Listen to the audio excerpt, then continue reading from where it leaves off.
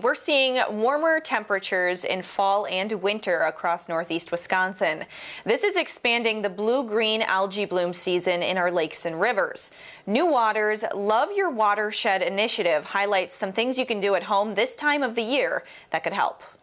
Blue-green algae blooms in warm, calm waters. We are seeing it more and more in Lake Winnebago, the Fox River, and in the Bay of Green Bay later in the year. It poses a public health risk.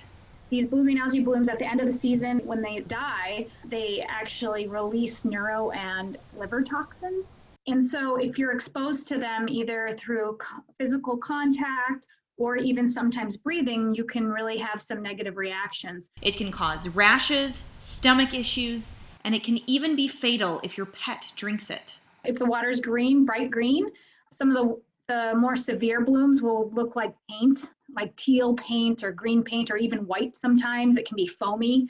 Those are definitely water you want to stay out of. The main cause is excess nutrients coming down from agricultural areas. When the blooms die, they sink to the bottom of the bay, creating negative impacts on our natural habitats. We have a dead zone every year in the Bay of Green Bay because we have these large blooms happening and then really consuming all the oxygen.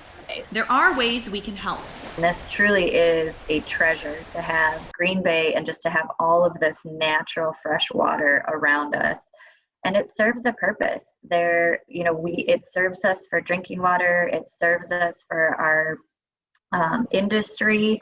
It's a part of who we are. There's a great responsibility then in that and taking care of that and trying to make that resource last.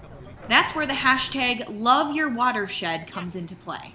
Part of our efforts in trying to improve water quality in our Northeast region is really about, trying to bring this community together. Coming up on Thanksgiving, New Water is reminding folks to avoid putting fog down the drain. That is fat, oils, and grease. Once snow and freezing rain comes our way, salt will be entering the equation. Use the appropriate amount. You can also adopt a storm drain and clear the drain of any leaves or debris.